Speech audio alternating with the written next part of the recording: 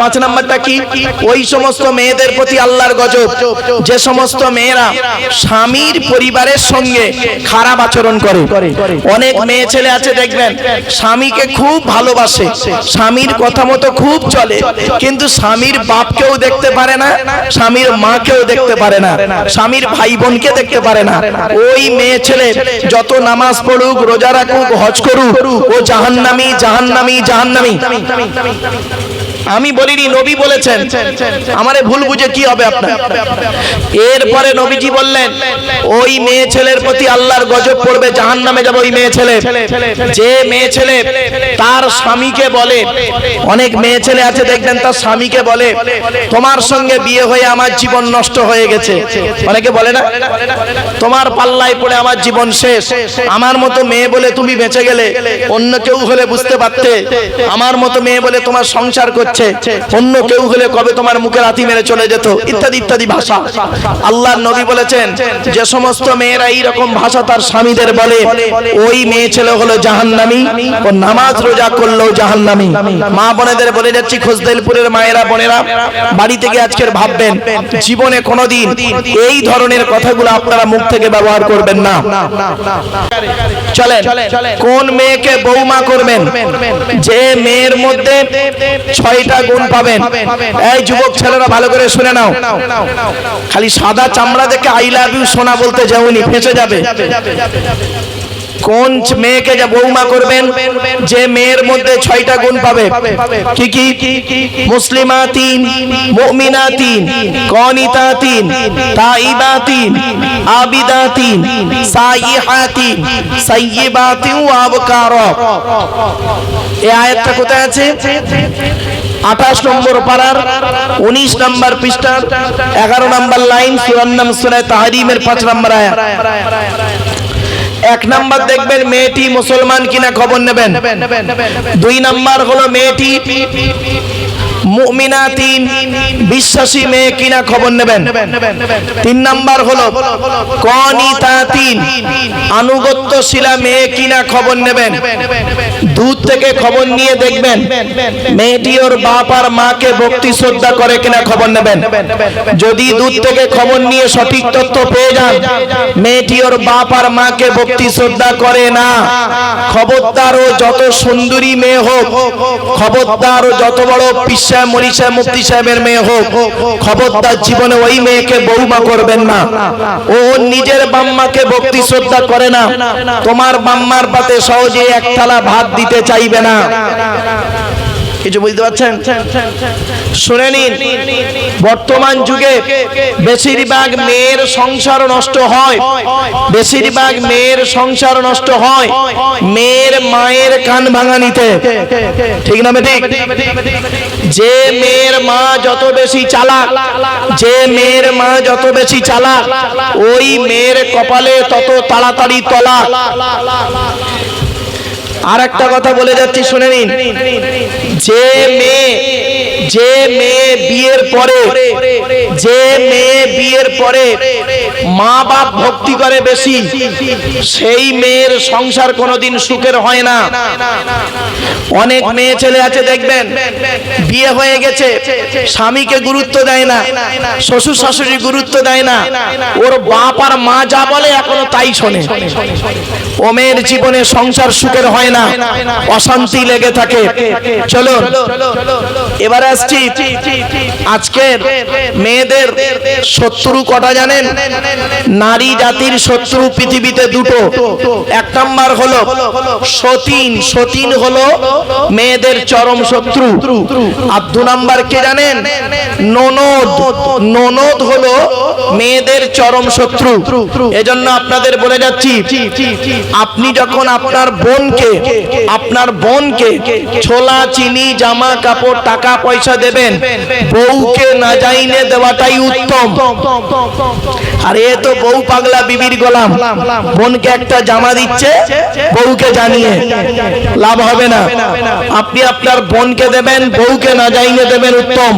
বলে গেলাম আজকে প্র্যাকটিক্যাল করে দেখবেন, সুখে থাকতে পারবেন। এবারে আসছি, আজকের আমার আপনার বাড়িতে 4 শ্রেণীর মেয়ে ছেলে আছে। কয় শ্রেণীর? 4 শ্রেণীর মেয়ে ছেলে আছে। কে কে? মা, বোন, মেয়ে, বউ। মা, বোন, মেয়ে, বউ, 4 শ্রেণীর মেয়ে ছেলে। এই 4 শ্রেণীর মেয়ে ছেলে জান্নাতি না জাহান্নামী কি করে বুঝবেন আপনারা? আজকে নবীজির কটা হাদিস আপনাদেরকে বলছি, বাড়িতে গিয়ে দেখবেন এই এই অভ্যাসগুলো আপনার মা, বোন, মেয়ে, বউ এদের ভিতরে আছে কিনা। যদি আপনি এই এই অভ্যাসগুলো পেয়ে যান মা, বোন, মেয়ের মধ্যে, চোখ বন্ধ করে বুঝে নেবেন আমার মা, বোন, মেয়ে, বউ যত নামাজ পড়ুক, যত রোজা রাখুক, যত হজ করুক, জাহান্নামী, জাহান্নামী, জাহান্নামী। কি কি?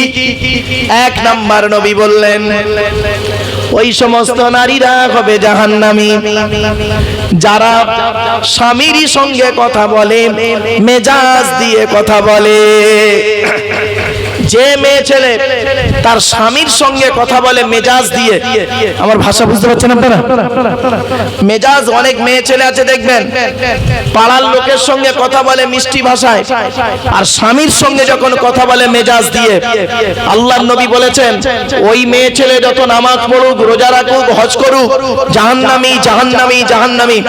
এজন্য এই খোসদেলপুর গ্রামের মা বোনদের বলে যাচ্ছি, মায়েরা, বোনেরা, জীবনে কোনোদিন স্বামীর সঙ্গে মেজাজ দিয়ে কথা বলো না, তোমার নামাজ, রোজা, হজ কিছুই কবুল হবে না, হবে না, হবে না।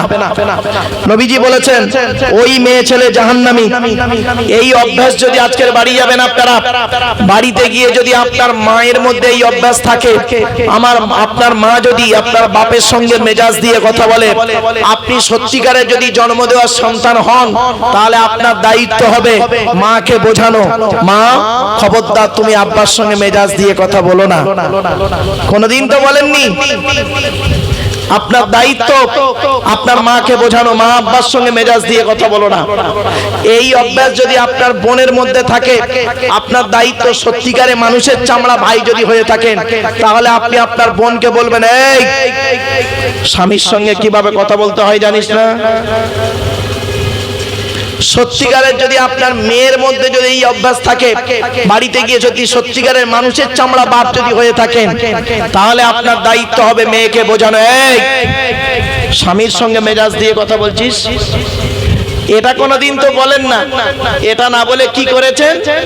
উল্টে আরো মেয়ের পক্ষ নিয়ে জামাইয়ের বিরুদ্ধে অশোকনগর থানায় বধূ নির্যাতন কেস করেছেন। আপনাকে বাপ বলতে ঘৃণা লাগে, আপনাকে বাপ বলতে ঘৃণা লাগে, ইসলাম আপনাকে বাপ বলতে ঘৃণা করেছে। জন্ম দিলে বাপ হওয়া যায় না, আর পেটে ধরলে মা হওয়া যায় না। বাম্মা হতে গেলে, প্যারেন্টস হতে গেলে কিছু রেসপন্সিবিলিটি আছে, দায় দায়িত্ব আছে। আগে বাপ হন, মানুষের চামড়া বাপ হন। বাস্তবটাই বললাম। অনেক মেয়ে ছেলের, মেয়ের বাপের আছে দেখবেন, মেয়ে কি করলো না করলো দেখার দরকার নেই, মেয়ে বলেছে অমনি জামাইয়ের বিরুদ্ধে, জামাইয়ের বাম্মার বিরুদ্ধে বধূ নির্যাতন কেস করে বসে আছে। ন্যায় অন্যায়টা দেখলো না, অমনি কেস। খবরদার এটা করতে যাবেন না, অনুরোধ করে বলে যাচ্ছি। 1 নাম্বার নবীজি বললেন ওই সমস্ত মেয়েদের প্রতি জাহান্নাম যে সমস্ত মেয়েরা তার স্বামীর সঙ্গে কথা বলে, মেজাজ দিয়ে কথা বলে।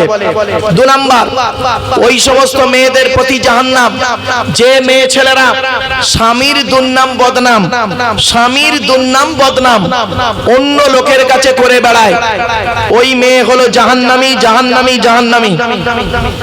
3 নাম্বার ওই মেয়ে ছেলেরা হলো জাহান্নামী যে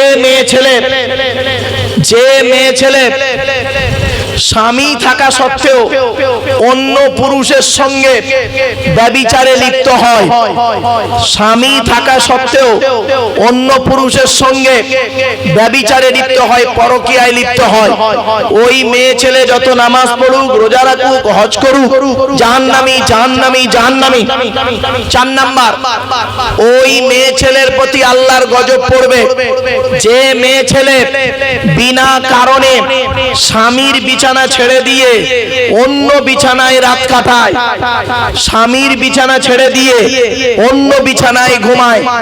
মা বোনেদের বলে যাচ্ছি, মায়েরা বোনেরা, জীবনে কোনোদিন মরণ পর্যন্ত স্বামীর বিছানা ছেড়ে অন্য বিছানায় ঘুমাবেন না। আল্লাহর নবী বলেছেন, বিনা কারণে কোনো স্ত্রী যদি তার স্বামীর বিছানা ছেড়ে দিয়ে অন্য বিছানায় রাত কাটায়, ওই মেয়ে ছেলের ইবাদত বন্দেগী আল্লাহ কবুল করবে না। এত সহজ ভাবলেন নাকি? বাড়িতে গিয়ে ভাববেন। এরপরে আসছি, এই অভ্যাসটা আছে বেশিরভাগ মেয়েদের। যে সমস্ত মেয়েদের বয়স 45-এর উপরে,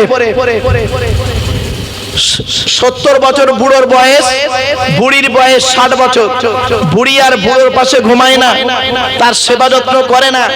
বুড়ো খাচ্ছে কি, মরছে কি, সুগারের রোগী, হার্টের রোগী, প্রেসারের রোগী, এ সমস্ত খবর দেখার খবর নেই। বুড়ি করছে কি জানেন? নাতিকে নিয়ে খাটে ঘুমায় আর তাহাজ্জুদের নামাজ পড়ে। ওর তাহাজ্জুদের নামাজই আল্লাহ কবুল করবে না, স্বামী যদি কষ্ট পায়। আল্লাহর নবী বলেছেন, ওই সমস্ত মেয়েদের প্রতি জাহান্নাম, আল্লাহর গজব লানত পড়বে যে সমস্ত মেয়েরা বিনা কারণে স্বামীর বিছানা ছেড়ে দিয়ে অন্য বিছানায় রাত কাটায়। মা বোনেদেরকে বলে গেলাম, বাড়িতে গিয়ে ভাববেন। চলো এরপরে আসছি, ওই মেয়েদের প্রতি আল্লাহর গজব যে মেয়ে ছেলেরা স্বামীর পরিবারের সঙ্গে খারাপ আচরণ করে। কিছু বুঝতে পারছেন আমার ওয়াজ?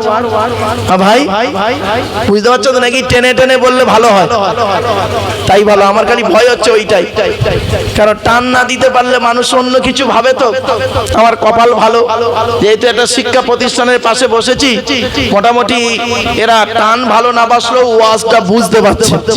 অনেক সময় কি করি বাবা, এইভাবে ওয়াজ করলে দু একটা মূর্খ বুড়ো আছে, তারা উঠেই বলে এটা ওয়াজ হচ্ছে, এসব গল্প হচ্ছে, উঠে চলে গেল। কি করব?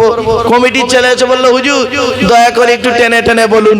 তখন আমি একটা মিথ্যা গল্প, যা কোরআনেও নেই হাদিসেও নেই, মজাদার মিথ্যা গল্প জানেন, তাই আবার টেনে টেনে বললাম। বললো এই তো এইবারে ওয়াজ হচ্ছে। তো বাবা আমার কপাল ভালো যে আপনারা শুনছেন। চলেন, এটা গুরুত্বপূর্ণ জিনিস এগুলো। এরপরে আসছি, বিশ্বনবী মুহাম্মদ সাল্লাল্লাহু আলাইহি সাল্লামের উপরে যে হাদিসগুলো রাসূল বলে গেছেন, সেইগুলো আপনাদেরকে তুলে ধরছি। আচ্ছা বাপেরা, মানুষ মারা গেলে আমাদেরকে গোসল দিয়ে, কাফন পরিয়ে, জানাজা পড়িয়ে, মাটি দিয়ে আপনারা চলে আসবেন, তাই তো নাকি? আচ্ছা কবরে গেলে আপনারা শুনেছেন আলেম উলামা বক্তাদের মুখ থেকে, কবরে গেলে 3টে প্রশ্ন হবে, তোর রবকে, তোর নবীকে, তোর দিন কি। অথবা এটাও প্রশ্ন করা হবে এই ব্যক্তি সম্পর্কে, অর্থাৎ নবী সম্পর্কে। তো কোনদিন শুনেছেন আপনারা যে কবরে গেলে আরেকটা অতিরিক্ত প্রশ্ন করা হবে, মান রব্বুকা, মান নবিয়ুকা, ওয়া মা দীনুকা? কেউ কি বলেছেন মা সিলসিলাতুকা? তো সিলসিলাটা কি? ফেরেশতারা জিজ্ঞাসা করবে কি কবরে, যে তুই তবলিগ না ফুরফুরা না বেরেলি না ওয়াহাবি না জামাত ইসলামী না আহলে হাদিস? তাহলে এই প্রশ্নটা কবরে ফেরেশতারা করবে না, তাই তো নাকি? আরে ভাই বলুন না, কথা বলুন একটু। করবে না। আচ্ছা কিয়ামতের মাঠে কি কোনো বক্তা বলেছে আপনাদের যে কিয়ামতের মাঠে আল্লাহ এই প্রশ্ন করবে, তুই পৃথিবীতে তবলিগ ছিলিস না ফুরফুরা ছিলিস, না গোল টুপি পরেছিলিস না লম্বা টুপি পরেছিলিস, না গোল জামা পরেছিলিস না চেরা জামা পরেছিলিস? এই প্রশ্ন কবরে করবে, কিয়ামতের মাঠে করবে আল্লাহ? করবে না। তাহলে যে প্রশ্ন কবরে হবে না, কিয়ামতের মাঠে হবে না, সেই প্রশ্ন নিয়ে পৃথিবীতে কয়েকদিন বাঁচবেন, তো সেইগুলো নিয়ে নিজেদের মধ্যে মারামারি করে, খুনোখুনি, মারামারি, কাটাকাটি করেন কেন? ফালতু জিনিস। অতএব যে প্রশ্নের উত্তর আপনাকে কিয়ামতের মাঠে দিতে হবে, সেই প্রশ্নগুলো একটু আলোচনা করাটাই ভালো, ঠিক না বেটি? চলুন দেখি, কিয়ামতের মাঠে দুই দিকের প্রশ্ন হবে। কদিকের? দুই দিকের প্রশ্ন। এক নাম্বার হলো আল্লাহর তরফ থেকে প্রশ্ন হবে, আর 2 নাম্বার হলো বান্দার তরফ থেকে প্রশ্ন হবে। আল্লাহর তরফ থেকে যে প্রশ্ন হবে সেই প্রশ্নের উত্তরে যদি ভুলও হয় ঠিকও না হয় আল্লাহ ইচ্ছা করলে মাফ করলে করতে পারেন, কিন্তু বান্দার তরফের প্রশ্নের উত্তরগুলো যদি ঠিক না পাওয়া যায় বেটা ক্ষমা কোনোদিন হবে না। চলুন আল্লাহর তরফের প্রশ্নগুলো কি কি শুনে নিন। আল্লাহ বলবে, তুই পৃথিবীতে 100% ঈমান এনেছিলিস? তা আপনি বলবেন আল্লাহ ঈমান তো এনেছিলাম, বিশ্বাস তো আপনাকে করেছিলাম, যতটুকু পেরেছি করেছি। তুই কিয়ামতকে বিশ্বাস করেছিলিস? তা আপনি আমি কি বলবো, হ্যাঁ আল্লাহ করেছিলাম। তারপরে আল্লাহ বলবে, তুই নামাজ পড়েছিলিস? তা আপনি আমি কি বলবো, কয়েক বছর নামাজ পড়েছি, মাঝে মাঝে পড়েছি, মাঝে মাঝে পড়িনি। রোজা রেখেছিলিস? তা আমি আপনি কি বলবো, আল্লাহ মাঝে মাঝে রেখেছিলাম, মাঝে মাঝে রাখিনি। দান খয়রাত করেছিলিস? মাঝে মাঝে করেছি, মাঝে মাঝে করিনি। তা এখন তোর খবর কি হবে বল? তা বান্দা তখন বলবে, আল্লাহ আপনি দয়ালু দয়াবান, আজকে যদি আপনি আমাকে মাফ করে দেন তাহলে আমার মাফ হবে, নইলে আমার জাহান্নাম ছাড়া কোনো রাস্তা নাই। তো আল্লাহ তখন বলবে, তুই নামাজটা পড়িসনি কেন? তো ওই লোক তখন বলবে, আল্লাহ বইয়ের পাল্লায় পড়ে কাজের প্রচুর চাপ ছিল, খুব ব্যস্ত মানুষ, পড়তে পারিনি। তা আল্লাহ বলবে, যে ছেলে মেয়ে বউ বাচ্চা টাকা পয়সার জন্য তুই নামাজকে কাজা করলি, তা সেই কিয়ামতের মাঠে কই তোর বউ বাচ্চা ছেলে মেয়ে কই? তখন বান্দা বলবে, আল্লাহ কেউ চিনতে পারে, কেউ চিনতে পারে। যাদের জন্য রোজা কাজা করে ইনকাম করেছি সারা দিন, যাদের জন্য আমি নামাজ কাজা করে টাকা পয়সা ইনকাম করেছি, আজ তারাই আমাকে আজ চিনতে পারেনি আল্লাহ। তো আল্লাহ যদি চায় সেদিন মাফ করলে করতে পারেন, এটা আল্লাহর তরফের প্রশ্ন। বেটা ধরা পড়বে, এখানে যত আছি ধরা পড়বেন আপনারা, আপনি আমি ধরা পড়বো। বান্দার তরফের প্রশ্ন, চলো বান্দার তরফের 10 রকম প্রশ্ন হবে, মনে রাখুন। এই 10টা প্রশ্নের উত্তর আপনারা দিতে পারেন কি দেখি। 1 নাম্বার আল্লাহ বলবে, পৃথিবীতে স্বামী হিসাবে কতটা পারফেক্ট ছিলিস? স্বামী হিসাবে কতটা দায়িত্ব পালন করেছিলিস? বইয়ের হক আদায় করেছিলিস? বউকে যে যে শিক্ষাগুলো আমার নবী দিতে বলেছিল সেই শিক্ষাগুলো বউকে দিয়েছিস? শুনে নিন, আল্লাহর নবী বলেছেন, এই স্বামীরা তোমরা তোমাদের স্ত্রীদের জীবনে কমসে কম 17টা শিক্ষা দান করিও। কটা? তা বউকে কটা শিক্ষা দিয়েছেন আপনারা? একটাও তো দেননি। দয়া করে একটু শুনে যান, আজ থেকে গিয়ে প্র্যাকটিস করবেন। আল্লাহর নবী বললেন, এই স্বামীরা 1 নাম্বার হলো আসসালামু ক্বাবলাল কালাম। স্বামী স্ত্রীরা কোনো কথাবার্তা বলবে, একে অপরকে সালাম দেওয়া নেওয়া করবে, আল্লাহর রহমত মহব্বত ভালোবাসা আল্লাহ বাড়িয়ে দেবে। বউকে কোনোদিন সালাম দিয়েছেন? ভাববেন বাড়িতে গিয়ে। 2 নাম্বার নবীজি বললেন, এই স্বামীরা তোমরা তোমাদের স্ত্রীদেরকে এই শিক্ষা দান করবে, তারা যেন কোনোদিন কাবা শরীফের দিকে মুখ করে কোনোদিন থুতু যেন না ফেলে। আপনি নিজে পান তেরেঙ্গা খৈনি গুটকা শান্তি অশান্তি বিমল খেয়ে কোন দিকে থুতু ফেলেন আল্লাহই ভালো জানে, ও আবার বউকে বলতেছে। 3 নম্বরে বলা হলো, এই স্বামীরা তোমরা তোমাদের স্ত্রীদেরকে এই শিক্ষা দেবে, তারা যেন কোনোদিন কাবা শরীফের দিকে মুখ করে কোনোদিন পেশাব পায়খানা যেন না ফেরে। ও নিজে কোন দিকে রাস্তার ধারে দাঁড়িয়ে দাঁড়িয়ে কোন দিকে ফেরে তার ঠিক নেই, আর বউকে বলছে। 4 নম্বরে বলা হলো, এই স্বামীরা তোমরা তোমাদের স্ত্রীদেরকে এই শিক্ষা দান করবে, তারা যেন কোনোদিন কাবা শরীফের পেছনে ফিরে যেন পেশাব পায়খানা যেন না ফেরে। তারপরে বলা হয়েছে, তোমরা তোমাদের স্ত্রীদেরকে এই শিক্ষা দান করবে, তারা যেন কোনোদিন গোসলখানায় পেশাব যেন না ফেরে। তারপরে বলা হয়েছে তোমরা তোমাদের স্ত্রীদেরকে এই শিক্ষা দান করবে তারা যেন কোনোদিন গোসলখানায় উলঙ্গ অবস্থায় গোসল যেন না করে। তারপরে বলা হয়েছে তোমরা তোমাদের স্ত্রীদেরকে এই শিক্ষা দেবে তারা যেন কোনোদিন হাতের চুড়ি কি বলেন কি হাতের চুড়ি তারা যেন কোনোদিন দুটো ব্যবহার যেন না করে। এক হাতে একটা চুড়ি পরবেন, ও আমার মায়েরা বোনেরা শুনে নিন, এক হাতে একটা চুড়ি পরবেন, এক হাতে দুটো চুড়ি পরা আপনাদের নিষেধ আছে। কেন নিষেধ? আল্লাহর নবী বললেন ওমর তোমার স্ত্রী যদি এক হাতে দুই বা দুইয়ের বেশি চুড়ি পরে স্ত্রীর চুড়ির ঝনঝনি আওয়াজটা পরপুরুষের জন্য হলো হারাম। হয়েছে? বাড়ি থেকে ভাববে। এরপরে বলা হয়েছে এই স্বামীরা তোমরা তোমাদের স্ত্রীদেরকে এই শিক্ষা দান করবে তারা যেন কোনোদিন মাথার বালিশ কি বলেন আপনারা মাথার বালিশ তারা যেন কোনোদিন দুটো ব্যবহার যেন না করে। স্বামী একটা ছোট বালিশ আলাদা, স্ত্রী একটা ছোট বালিশ আলাদা। খবরদার স্বামী স্ত্রী দুজনে আলাদা আলাদা বালিশ ব্যবহার করবেন না। আল্লাহর নবী নিষেধ করে গিয়েছেন। আল্লাহর নবী বলেছেন স্বামী স্ত্রী যখন ঘুমাবে একটি মাত্র লম্বা বালিশে দুইজনে মাথা রেখে ঘুমাবে। স্বামী স্ত্রী যদি এক বালিশে মাথা রেখে ঘুমায় আল্লাহর রহমত মহব্বত ভালোবাসা আল্লাহ বাড়িয়ে দেবে। এই ওয়াজটা শোনার পরে অনেক মুরব্বী বাবাজি বসে বসে ওয়াজ শুনছে, মনে মনে বলছে ওরে মারু 20 বছর আগে কেন ওয়াজটা করলি না, তোর চাচি আর শুতে নেয় না। ও রাগ করবেন না বাবা, আমার বাপের দোষ, আমার দোষ না, আমার বাপ বে করতে দেরি করেছিল। চলো শুধু তাই নয়, এরপরে বলা হয়েছে এই স্বামীরা তোমরা তোমাদের স্ত্রীদেরকে নামাজের শিক্ষা দেবে।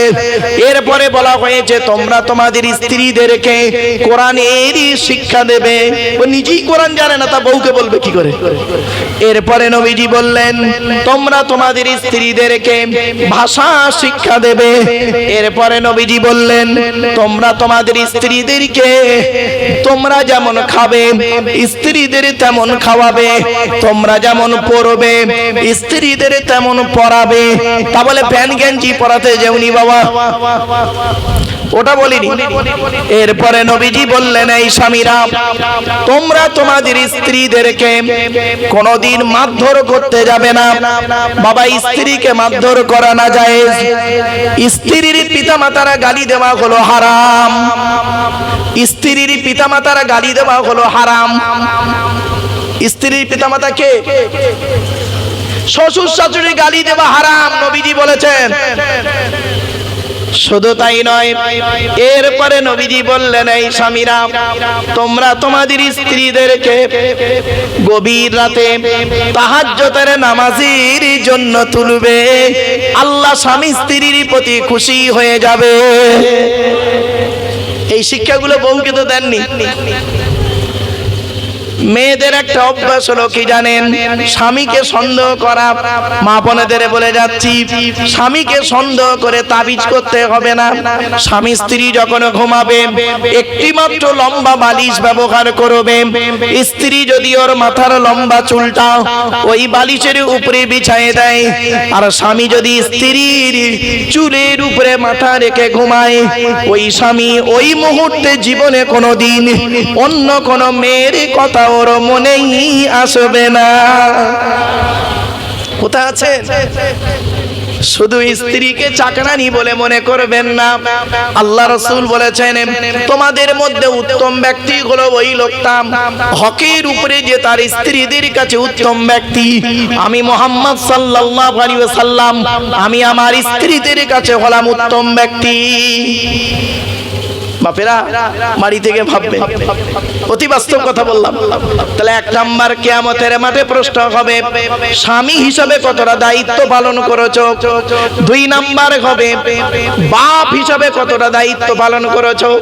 আল্লাহর নবী বলেছেন হাক্কুল ওয়ালিদি আলা সালাসাতি, হাক্কুল ওয়ালিদি আলাল ওয়ালাদি সালাসাতি।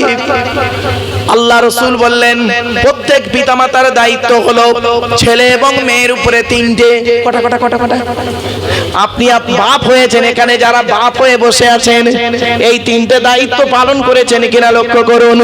এক নাম্বার নবী বললেন আইয়াকসিনা ইসমাহু, ছেলে মেয়ে জন্মগ্রহণ করলে সুন্দর সুন্দর নাম রাখবে, ডান কানে আজান দেবে, বাম কানে একামত দেবে, অর্থ থাকলে আকিকা করবে। কোন বাম্মা করেছেন বাড়িতে গিয়ে ভাববেন। দুই নাম্বার নবীজি বললেন ওয়াইজা ওয়ালাদা ওয়ায়ুআল্লিমুহুল কিতাবা, ছেলে মেয়ে যখন কথাবার্তা বলতে শিখবে তাদেরকে কোরআনের শিক্ষা দেবে, লেখাপড়া শেখাবে। তিন নম্বরে নবীজি বললেন ওয়াইজা বালাগা ওয়াইজা ওয়াইজা ওয়াইজা আদরাকা, আল্লাহর নবী বলেন ছেলে মেয়ে যখন প্রাপ্ত বয়স্ক হয়ে যাবে, যৌবন তাদের যখন ফুটবে, পাত্র পাত্রী দেখে বিয়ের ব্যবস্থা করবে।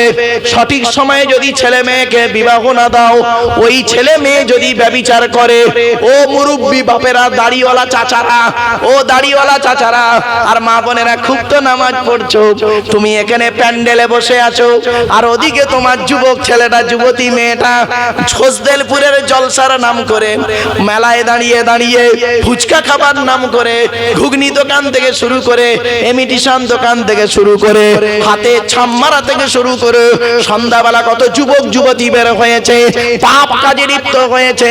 সারা রাত জলসা করার পরে সারা রাত আনন্দ করলো, eating sitting fitting kissing missing অনেকগুলো, আর বললাম না ইংরেজি, এত কিছু করার পরে সারা রাত আনন্দ ফুর্তি করলো। সকালবেলা ধরা পড়লে ধনঞ্জয়, আর না ধরা পড়লে এনজয়। রাগ করো না বাপ। এজন্য আমি বলি জলসা দিলে আল্লাহর গজব নাজিল হয়, আর জলসা দিলে আল্লাহর রহমত নাজিল হয়। আমার বাপেরা বাড়ি থেকে ভাবতেন। এরপরে নবীজি বললেন এই বাপ আর মায়েরা, তোমাদের দায়িত্ব হলো ছেলে মেয়ের উপরে কি। আবু দাউদ শরীফের হাদিস, মুরু আওলাদাকুম বিসসালাতি ওয়া হুম আবনাউ 7 সিনিন ওয়াদরিবুহুম আলাইহা ওয়া হুম আবনাউ 10 সিনিন ওয়া ফাররিকু বাইনাহুম ফিল মাদাজি। আল্লাহর নবী বলেন এই ছেলে মেয়েরা, তোমাদের ছেলে মেয়েদের বয়স যখন, এ পিতামাতারা, তোমাদের ছেলে মেয়েদের বয়স যখন 7 বছর হবে তখন তাদের নামাজ পড়ার আদেশ করবে। তাদের বয়স যখন 10 বছর হয়ে যাবে, তারা যদি নামাজ না পড়ে পেটাই দিয়েও নামাজ পড়াবে আর পৃথক বিছানায় শুতে দেবে। বাম্মা নিজেই নামাজ পড়ে না তো ছেলে মেয়েকে বলবে কি করে? হয়েছে, জন্ম দিলে বাপ হওয়া যায় না আর পেটে ধরলে মা হওয়া যায় না। তাহলে এক নাম্বার স্বামী হিসাবে কত দায়িত্ব পালন করেছেন, দুই নাম্বার হলো বাপ হিসাবে কতটা দায়িত্ব পালন করেছেন, তিন নাম্বার হলো ছেলে হিসাবে কতটা দায়িত্ব পালন করেছেন। আল্লাহর কোরআন বলছে, আমি বলি নাই, শুনে রেখে দিন, আল্লাহর নবীদের পরই স্থান হলো বাপ আর মায়ের। সুবহানাল্লাহ বলা গেল না? আল্লাহর নবীদের পরই স্থান হলো বাপ আর মায়ের। আপনারা জানেন বাম্মার সেবা করতে কোরআনের কোথায় কোথায় বলা হয়েছে? চলুন আমি বলে যাচ্ছি আর গুনতে শুরু করুন। 1 নম্বর পারার 11 নম্বর পৃষ্ঠা 12 নম্বর লাইন, সূরার নাম সূরা বাকারা, ওয়াবিল ওয়ালিদাইনি ইহসানা, বাম্মার সেবা যত্ন করো। 2 নম্বর পারার 12 নম্বর পৃষ্ঠা 13 নম্বর লাইন, সূরার নাম সূরা বাকারা, ইয়াসআলুনাকা মাযা ইউনফিকুন কুল মা আনফাকতুম মিন খায়রিন ফালিল ওয়ালিদাইনি ওয়াল আকরাবিন। বাম্মার পিছনে টাকা পয়সা সর্বপ্রথম ব্যয় করবে, আল্লাহ খুশি হয়ে যাবে। সর্বপ্রথম টাকা পয়সা কার পিছনে ব্যয় করবেন? আল্লাহ কোরআনে বলছে বাম্মার পিছনে ব্যয় কর। আর এ বুড়ো বুড়ি বাম্মার পিছনে ব্যয় করে না, শ্বশুর শাশুড়ি দামি দামি মাল কিনে দেয়। বাপকে খেতে দেয় না, মাকে খেতে দেয় না, শাশুড়ির হজে নিয়ে যাচ্ছে। আর শাশুড়ি লোককে বলে বলে বেড়াচ্ছে আমার জামাই কি সুন্দর জামাই, আমার হজে নিয়ে যাচ্ছে। আরাম করে কথা করে, জাহান্নামী নারী কথা করে। বাস্তব কথা বলে গেলাম, বাস্তব কথা বলে গেলাম। শুনে রেখে দিন, বাপের পরিচয় পরিচিতি লাভ করবেন। নিজের বাপকে ছেড়ে দিয়ে অন্যকে বাপ বলতে যেও না। বাস্তব কথা বলে যাচ্ছি। বাপ যদি চাষি হয়, বাপ যদি চাষি হয় তবু বলবেন আমি আমার বাপ চাষি, বুক ফুলিয়ে বলবেন, আল্লাহ খুশি হবে। কারণ চাষি হলো হযরতে আদম আলাইহিস সালাতু ওয়াস সালাম। বাপ যদি দর্জি হয়, দর্জি বোঝে, দর্জি, হ্যাঁ? বাপ যদি দর্জি হয় তো বলবেন বুক ফুলিয়ে আমার বাপ হলো একজন দর্জি। কেন? হযরতে ইদ্রিস আলাইহিস সালাম ছিলেন দর্জি।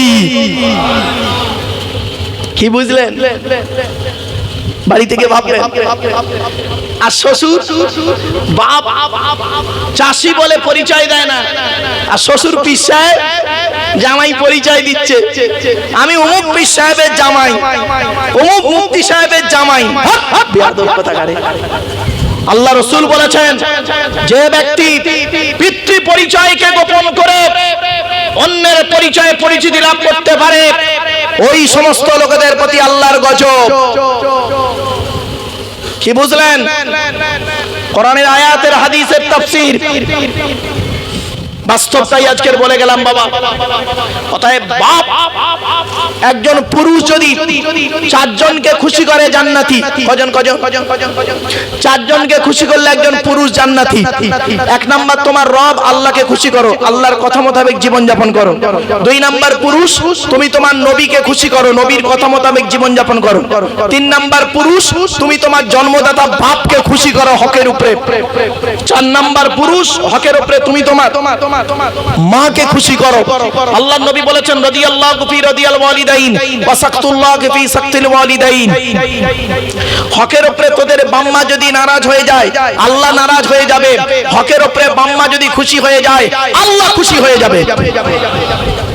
বাপের ভাত দাও না, মার ভাত দাও না, ফালতু কথা করে। আগে বাম্মা, মনে রাখবেন, বাপ আর মাকে কাঁদিয়ে কোনোদিন কোনো সন্তান পৃথিবীতে ভালো জায়গায় যেতে পারেনি, পারবে না। শুনে রেখে দিন, রাসূল বলেছেন, সালাসু দাওয়াতিল মুস্তাজাবাতিন লা শাক্কা ফীহি।